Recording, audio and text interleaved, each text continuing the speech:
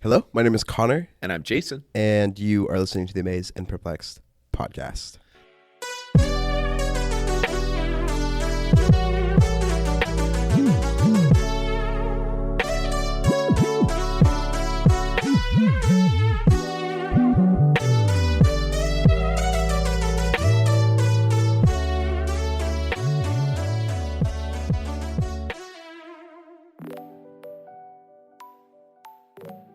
Last week we began looking at the life of Elijah, and I really love this. Connor and I have had experiences of processing people's, narratives of how they did what they did, and really putting ourselves in the place of being right there with them. It's not that we're pretending we don't know the other aspects of their life, but we're trying to experience it as if it's just happening in front of us. And the text we read this week, and I would encourage you, if you need to pause, if you haven't read it yet, to pause and read it. It's in 1 Kings chapter 17, verse 17 through the end of the chapter, verses 24. And they introduced Elijah there for the first time in verse 1 of this chapter. And he's clearly a man of God, and he's put in this situation where he is given information that's really going to be bad news for everybody, that there's this famine.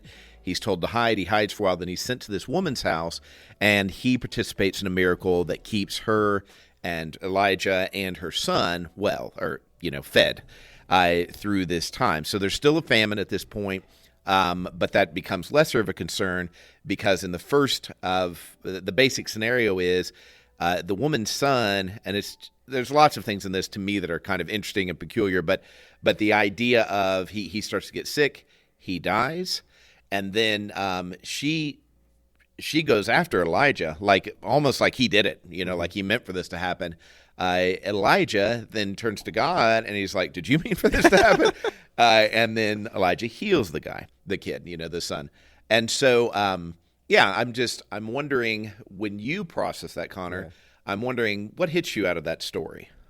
Yeah, so it's really interesting to me that the widow here initially, there's this, God causes this famine, right? And Elijah is this prophet of this God that causes, in our previous passage that we read, this woman was ready for her son and her to die because it was just inevitable because the famine was so severe. Right. And there was no hope.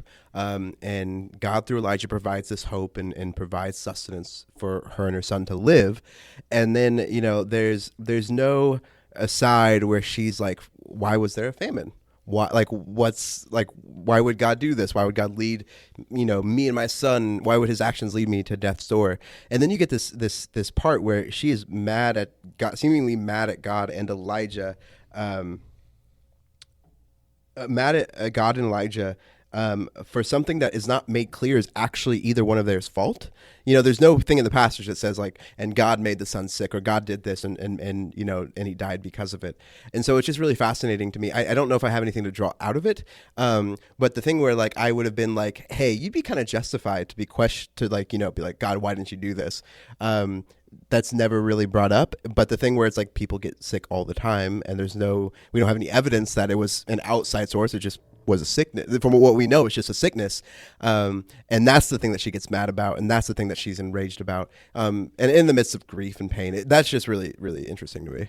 I think this is a good example of we don't know what John the Baptist did when he got word back from, the people he sent to ask Jesus if he is the Messiah.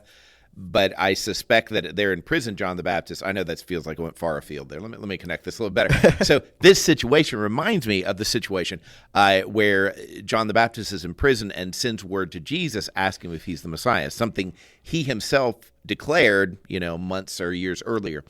And the word back to him was functionally, I am the Messiah. I'm doing these things the Messiah does, but there's no good news for John. John still is going to die. And the assumption is that John took that, he caught the signal, and believed. This is like how it would have been had John said, "You're not going to bring me out of prison." To me, it's like, okay, I'd already accepted the fact we're going to die, like you made mention. It's just, and she might have said that very, very defeatist or sarcastic, but either way, yeah, that's likely. If there is no food and all you've got is all you've got and there's no place to go, yeah, once you eat this, you're going to die. And we don't know how long the famine had been going on prior to the initial interaction, and we don't know how long Elijah had been around them. I asked the question, why, as soon as he started having problems, didn't she go to Elijah? Why did she wait? And maybe it's he couldn't breathe, and so it happened really fast. Or it's interesting how that grew worse and worse. It makes it feel like there took some time there, and she waits until he dies. But it's almost like she's saying, look, you're the one that introduced God in this situation. You're the one that said that God would preserve us, and I didn't have to worry. And now he's dying. So if God miraculously is able to keep us sustained, then why isn't he doing it now? Yeah. Why isn't he doing it for me? Which that's what I always think of if I'm in John the Baptist sense, or a situation where it's like, okay, I see him doing good for you, but why not for me? It's like on Mother's Day, it's like we're celebrating all the moms and then the person that struggles with infertility in that context. And so how do we do that loves everybody in those scenarios? Because this feels unloving to her is what I'm reading in. Yeah. And it's really interesting to me that I would wonder, there are times where I felt like God didn't come through in a way that I would have expected him to or thought he should have, whether it's for me or for somebody else. And you do wonder, and I can see with some time, some instances where my focus was just was not on where it should have been or where it could have been for maximum hope and joy in the situation. But you do begin to wonder, as you zoom out, how many times are we upset with the workings of God, or how many times are we pondering the grand mysteries of what God is up to in a situation, and God is like, hey, it's over here, this is the issue, this is God is using all of it, but I do wonder, I feel like for a lot of myself, that doesn't make any sense. I feel like for a lot of the time for myself, I do wonder here where if God is if I'm questioning God or I'm wondering what God is up to, if God would be like, yeah, that's valid. I totally get where you're coming from. I get it's in a, this is a big thing for you. It's important. It's massive. But also also it would have been totally valid, maybe even more so, for you to be more frustrated in this area, or I don't know what to do with that necessarily. Yeah. But it is interesting to me that there's no massive correction. God doesn't come in and say, I didn't kill your son. I didn't, he's not mad at Elijah for accusing. He's not mad at the widow for being mad at his prophet. He just comes through, and there's no there's thankfulness. There's a sense of thankfulness by the woman recognizing who God is, but there's not this oh man, God is a God of complete mercy and just, and there's so much there. This shows up a lot to me in the Bible, and it relates exactly to what you're saying. This dynamic of, okay, what if you're the person with knowledge in a situation about God, and you see somebody handle it wrong or say it wrong? What is your responsibility? And the answer, as with many things, is it widely varies. Because, we've discussed so many times that Jesus in one situation will respond to something in one way, or respond to seemingly the same situation the total opposite way, and things that I would certainly say, hey, that needs to be corrected. He doesn't. And then he gets very serious about some things that I'm like, I don't know if that's that big of a deal. And so that doesn't... I think some people hear this and they're like, well, we don't know what to believe. No, we do know what to believe. We believe that God has this, and that's what I see showing up here is Elijah is so confident in God, he can ask an honest question, even though I would hear that as an accusation. Yeah. Well, and I think that's and maybe it could be an honest question, and it could be also be an accusation. And it's so, I think it's so interesting of God here that you have this. I think it's so telling that the grace that God gives in this situation to both of them, and you have his prophet, his chosen guy, to help carry out his will, to speak to his people, to help correct them and take them off the careening path of idol worship and all the bad places that we'll see the story go. And yet you see you see this almost frantic response from Elijah, his guy getting it wrong. And God's response is not to talk down to him, or not to be well, hey, you missed point X, Y, and Z, which would then speak against what I had said earlier, maybe even a little bit. God's response is he heals, and he just lets his acts of mercy and goodness speak for the doubts and the struggles that the widow has and that Elijah has. Yeah, that is so good. I really do think that's very true. I'm thinking about my kids right now, and especially when they were younger. They're in their 20s now, but when they would speak to me disrespectfully, it is very, very hard, and I know every parent's probably going to hear this a little bit different, but it's very, very hard to hear what they're really asking for, because all you're thinking is, I don't deserve to be disrespected, especially in my own home with my own family, And I'm not suggesting I did deserve to be disrespected, but there's multiple things happening there. Yeah. And that disrespect comes from somewhere. And what a lot of times, since you have limited energy, I would work so hard on dealing with the disrespect that would be all that would be accomplished in that interaction. That's fascinating. So I think we know, we can kind of see some of the fruit of that being the main issue for a particular generation, that the disrespect in this situation is the problem, is the thing.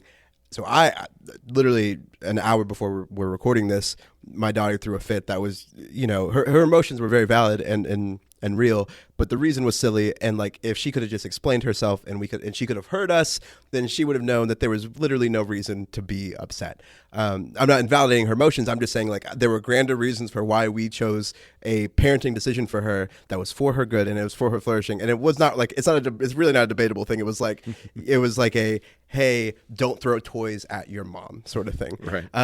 And so, but, again, we definitely feel that anger and that frustration of the disrespect and the hurt that you're causing your parents. But there is a deeper issue that both Hannah and I want to work at of hey, and again, how you communicate this to a 2-year-old is vastly different than the words that we're using right now.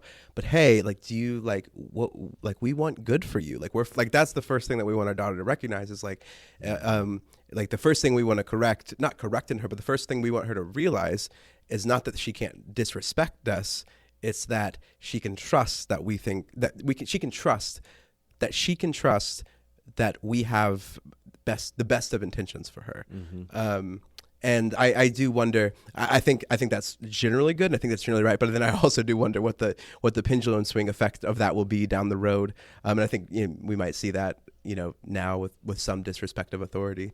And so that is a fascinating thing to think about. Right. Yeah. And I do think with how much parallel is there between God and His adult children and me and my kids when they're little. And I think it's an interesting question. I think it's a really reasonable question. For me, I think especially with one of my kids, to be able to say, hey, whoa, can we dial it down first?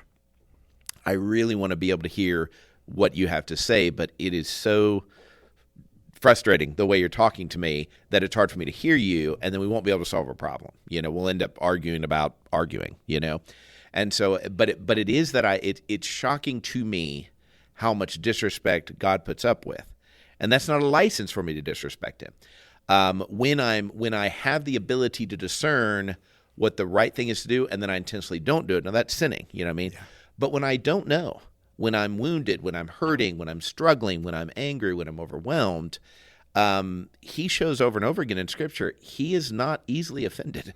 Mm-hmm. He will put up with way more than I would. Yeah, and I would love to track about when He does get mad about that, mm-hmm. when there's a very quick response from Him, how close it is, how close somebody is to doing something very destructive to themselves or to other people. Right. I would have to kind of think about that and do a little bit more study. But I do wonder if there's a correlation between the fact of do you have a grieving mother here and an upset Elijah, upset follower, and there's really no harm in the immediate moment. There's harm, yes, but there's no nobody's going to be immediately harmed because they're being open and honest with God and they're directing their anger towards Him. So I wonder if there'd be a correlation there. I'm not saying yes or no, but that in my extensive biblical knowledge, that seems like that might be something that tracks. I think you're right, and I think the word discernment is to think that God discerns the best answer, not just the right answer. Oh, that's good. He discerns the best for that situation. So we're always thinking, okay, this might be a dumb kindergarten answer that everyone else learned, but I think I've just discovered this. I'm constantly with my daughter being what's the perfect thing to do here? How do I make sure to what is the absolute perfect thing for her? And parenting is just this continual thing of making sacrifices and having to choose lesser of evils and just not feeling great about how you got to a decision or the decision you ended up making because there are these negative sides to whatever you said. And I just realized God is perfect, but if the way that he's chosen to interact with the world is through imperfect people, then his choices by nature are going to have things that we would see as negatives and downsides. Yeah. It'd be and it seems like, and I think I've thought about this in different ways, but I guess maybe I have dealt with God a lot of times when I feel like he made a decision as if he is making a decision in the perfect context. And yeah, I'm just realizing right now that is such folly to think that, yeah, okay, like in a way of the word, God is making the perfect decision, but the ramifications of the decision, because it has to do with humans by nature, will have problems and will have flaws that at least I would perceive. Yeah. Well, and we've made this observation about Jesus often, just not in that frame that you just established, but it's that idea that if somebody else was doing this, we've often talked about the rich young ruler interaction, or leaving the impression with a large group of people that he was a cannibal, or wanted them to be cannibals, where he's like, eat my flesh and drink my blood. And then he doesn't say, I mean it spiritually, and they're like, well, we're not, who could do this? Who could, And I think that's the dynamic, that because we see it's Jesus, we just assume, well, it's spiritual. Everybody knew it's spiritual. They didn't. Yeah. They didn't. 1,500 years of church history would say that most people didn't see it as that for a long time. Yeah, exactly right. And he could have easily corrected it. We were talking before we started recording about just the apostles' perspective on what would happen when the kingdom came, and them thinking they were going to be power players in that situation. And when's it going to start? And he's like, yeah, I'm not going to deal with that. He could have answered that question pretty easily. Yeah. But he allowed them, for whatever reason, and you have to attribute to him ultimate wisdom, but he allowed them to not fully understand. And the message here isn't for me to intentionally be ignorant. The message here is quit putting so much pressure on what I don't know. Experience today, let God lead. There's no critique here of Elijah for not saying immediately to the woman, you better stop disrespecting God. I told a student that one time. I was like, I'm serious. It's just popped in my head. It's like, oh man, almost 30 years ago, I was sitting with a student, and he was like, well, I just don't know about this about God. And I got real serious. And usually I'm very gentle in these kind of interactions. And I said, hey, I want to be really clear. His name is Felix. I'm like, Felix, you can doubt me. You can question me. I'm just man, but don't doubt God. Don't question God. Mm-hmm. And he's like, okay. And he took it like his gospel, because I was the most Bible-oriented person he knew at that moment, probably. But I'm like, man, that's exactly what Elijah did not say. Yeah. And I think there's, like we've talked about already this episode, and it's just been a continual theme, is like there are times where like Felix might have needed to, like that somebody needs to hear that, that needs to be the message that they received. And I think God does do that. But for that to be the blanket response we're just realizing here over and over and over again, like in the stories of Jesus and here and everywhere that we look over the Bible, to assume that would be the blanket response is just folly. And I think it's so fast that this famine starts off because of the wicked rulers and the people turning to idol worship. And you would think, because that's one of the main that's the problem of this story, that God would be like, no, you're going to get this, you're going to get worship right. You're going to get this respect right, because you have completely disrespected me and turned to false gods. And then even in the midst of this massive period of correction that God is working in his people, there's still this abounding grace for the little moments and for there's so much complexity here that it's just a great reminder. Every time that we go like, we've discovered the formula, that we just go, no, that's not what this is about.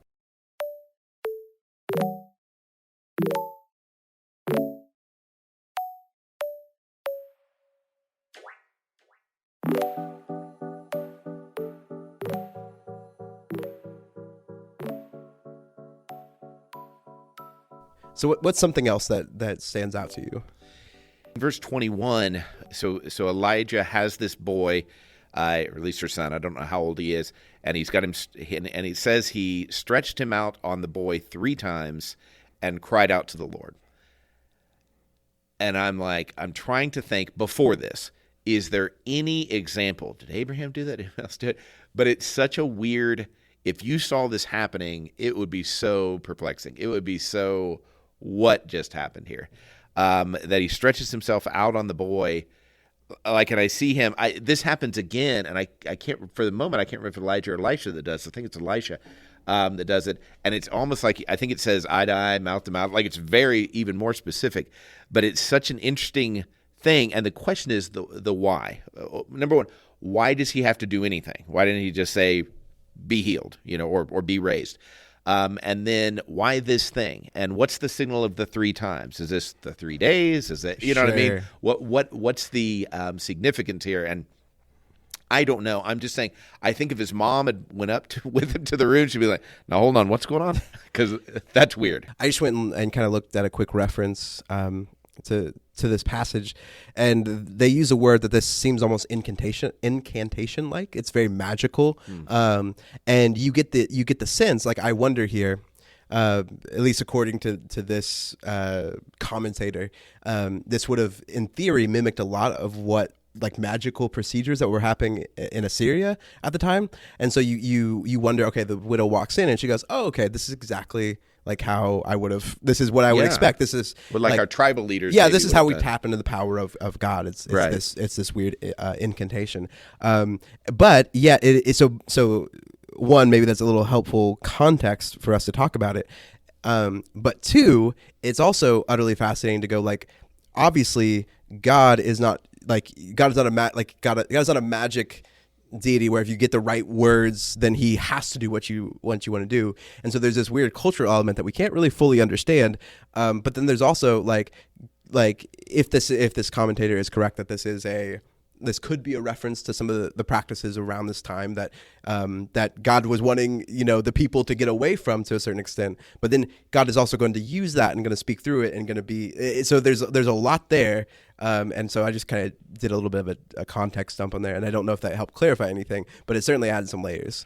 I really appreciate that. And what the takeaway for me is, if you've ever been to a worship service and let's say it really encourages you, but then something that you think is wrong happens. It could be somebody says the wrong thing. It could be somebody does the wrong thing. And the feeling like, oh, that ruined everything. Yeah. That ruined everything. And the next step is, and I've had this as a minister, I've had people get up, like I'm the minister to church, and somebody gets up and talks, and they say something that does not exactly fit our doctrine. And doctrine just means our teaching, the way we say, here's how we're going to order how we do what we do. And then people will come to me and I'll be like, who's going to correct him? Are you correcting him? Am I correcting him? We got to correct this guy, And so it's an interesting thing here because, to your point, that makes sense. Like what you said, that totally makes sense because Elijah, we know very little about him. I don't know if we know anything about him prior to this chapter. And so we see him as a grown man, and he's lived in this place that has for years been surrounded by this type of what do they call it, syncretism, this mixing of, yes, we got Jehovah God, but we also have these idols, and functionally humans tend to go to the seen over the unseen, and so the idols would dominate, that's usually how that plays out. So he wasn't exempt from this. It reminds me of the apostles in the boat when Jesus was walking on the water and they said, it's a ghost. And then you do a little bit of a cultural dig and you find out that Jewish people thought the spirits of the dead would go to water. Jesus says, I'm not a ghost. I'm Jesus. He's like, if it's really you, call me out. What's funny about it is that we would think the correct answer is there aren't ghosts, but he goes, I'm not a ghost. Later on, when he shows himself, they think he's a ghost. And he's like, no, it's my body. Look and see, I'm going to eat some fish, kind of thing. And he doesn't, I don't know how far to take this, but he's not offended by their superstition. He's not offended by these other views. And it's interesting in 22, it says, after all that, he cries out, saying, he places him on him, stretches him out 3 times. He cries to the Lord, Lord, my God, let this boy's life return to him. And then it says in 22, the Lord heard Elijah's cry. So the cause and effect there wasn't anything else Elijah done, according, if I'm taking that right. Yeah. He cries out, God, do this. And God's like, I'm with you. I'm right there. And God is not, back to that unoffendedness, he's not offended by the fact he did this incantation. And Jesus wasn't offended that they thought he might be a ghost. He wanted to clear it up. but he wasn't jumping on their other beliefs. Yeah, we'll have to come back later. Spoiler alert, in a little bit when we get to the whole scene with the prophets of Baal. But I wonder here if there's some similar cultural elements, and we won't get too much into that. But I'm now kind of thinking through the rest of the story of Elijah and wondering, is there a meta narrative here to how God is dealing with this invasive religion that has infected so much. So, Connor, before we close, is there anything else that jumps out at you with this passage? Yeah, I would just love to know what the rest of the story is for this woman and for her son. So, if what we talked about, what I read in my commentary was true about Elijah using these fake religious practices of the day, and God still honoring and still choosing to raise her son up from the dead, and then taking into account the fact that God through Elijah saved the widow and her son one time, and then the widow was mad at God mad at God when her son died, and then God saves her again. I would love to track so much with what the rest of her life looks like. We talk about this all the time with Jesus, where Jesus will have an interaction with a woman or with somebody, and there's no like, hey, here's your handy New Testament about how to go live the rest of your life. This woman, she has Yahweh provide for her. She has provide food and sustenance for herself and her son. And then she feels like Yahweh through Elijah, helps take away her son. And then this son is brought back through all, like she might see the same religious practices of the day. She has this recognition at the end of the chapter that Elijah is a man of God, and that the word of the Lord from your mouth is the truth. But then you just would love to go, like, she has a lot of false perceptions of who Yahweh is. And there's no wraparound period. Like, she goes to live the rest of her life. How long does her son live? And God is just seemingly okay with this interaction. And we get no other further clarification of what happens to this small family unit. And yeah, I'm just utterly fascinated by that, because she is very easy to see how she would, from these crazy moments with Elijah, would still see the power of God, see the power of Yahweh, and still have some really warped perception of who Yahweh is. Mm-hmm. Yeah, I think if a missionary came and they presented, and we're supporting them, so we feel somewhat responsible for them, and they said, yeah, I ran with this lady, this amazing thing happened, and then this whole scenario played out, and I'm like, what else did you teach her? He's like, yeah, we didn't talk that much. Like there's no other, even this scene, there's no sense they're having regular conversation. Yeah. We found out that like praying in a similar way, like it was in a Muslim majority country, and we prayed similar to how the Muslims do. We did it in the name of Jesus and God, but we prayed very similar. We acted how the Muslims did 5 times a day. We were on very similar. Exactly. And she said, Jesus is sweet, Jesus is good, Jesus is who this is. But yeah, we never said like, hey, don't, like, we just, like, there seems to be so much here that, like, for us, because it's like we're so above what we would perceive as of the false religions of that time, that I just think we miss some of the impact here of the scandal of God being okay with leaving this woman's perspective the way it is. That totally brings to mind I had a couple friends go to China. That totally brings to mind I had a couple friends go to China as English teachers, and they found some Christians, and they started meeting with them, and they decided they were going to do is point the people to the Bible. They'd been through some Bible training, but they decided we're not going to create this church in our image. We are going to just read with them and do what they do. And if there's something they don't do, we think we should, we'll do that on our own, So communion came up, and the people weren't taking communion. And they said, I think we should be taking communion. And they said, that'd be great. And they showed up, and I don't know what they served for communion, but it wasn't unleavened bread, and it wasn't, fruit, grape juice. And so that went on for months. And they're like, and then somebody said, do you think, I heard from somebody, we should use unleavened bread and grape juice? And their response was, why? Why do you think we should do that? And he said, I don't know. Well, let's study together. And then they made the decision, we're going to use unleavened bread and grape juice. Now, whether that's right or wrong, I'm just saying that's where they came to. I'm hearing this story, and I'm like, you are out of your mind. If you know the right thing, and you don't correct them immediately, you are sinning. And then I'm like, be just like Jesus, who didn't do that at all. And now God here is like, I would think I'm thinking about it's Elisha, that Naaman and Elisha, and he comes and he's like, hey, on his way out after he's been healed, he's like, hey, by the way, I have to bow down to the false gods like every day to get in the house. Is that gonna be okay? And Elisha's like, sure. And he's like, can I take some dirt to create my own altar? He's like, sure. I mean, if I was in that shoes, but you got to move. You got to quit your job. You got to, and understand, I'm not developing new doctrine on this other than, man, I think we put pressure on ourselves that God didn't put there, that Christ didn't put there. And I just wonder, and I think there's the sense, well, if we don't put pressure, then nobody's going to grow. And I'm like, so you're saying our way is better than God's? And there is times that God calls to really strict things, but yes, we need to contextualize it. How long has this gone on? Yeah. And even in the midst of this, I think it's just important to point out, like, this is a moment of pressure. Like, the famine is a moment of pressure that God is applying to his people. But that doesn't stop him from being incredibly grace-filled in these moments, and doesn't stop him from relieving pressure at lots of different points. Whereas I think we humans tend to go like, now's the time for pressure until the thing is solved, until the thing is done. And I think the example that we see a lot throughout the Bible, whether it's in the Old or the New, God is not just doing one thing. God is not just like working on one thing. Whereas for us, so often the time when we're like, no, we got to correct this one issue, we get so single-minded and so focused that we miss all these other opportunities along the road that God is giving us to not put pressure, to be full of grace. Not that putting pressure necessarily is anti-grace, but you know what I mean. Like it's one of those things that very easily becomes destructive for the people around us. Yeah.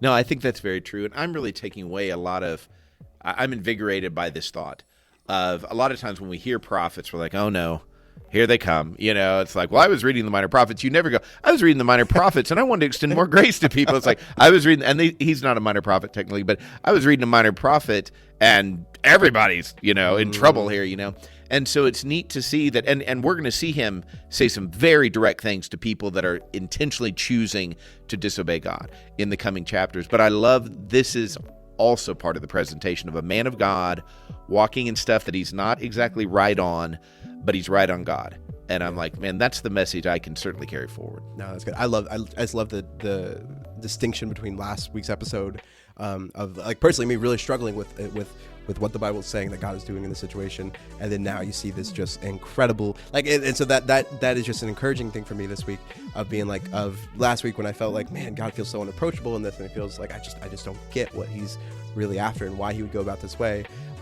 Then there's this other side, which is this radical grace and radical acceptance of something that I would feel like God needs to come down pretty hard on and needs to correct. And that's just a good reminder for me that every time I think I have it figured out, that's generally a clue to recognize that I have become so single-minded that I'm missing a lot. I am with you. So next week we are going to be looking at chapter 18, and we're prepping for a head-on collision is what we're doing, and a really emotional setup is going to be happening. So verses 1 through 15. And so we encourage you, read that, ask yourself, what amazes me, what perplexes me, what just stands out? And as always, if you have any questions or things you think maybe we're not seeing, please reach out through either the Facebook page or the email that's there. And we just really want to encourage you, keep pursuing God, understanding his great grace and patience for you. That was good. Grace, peace, and love.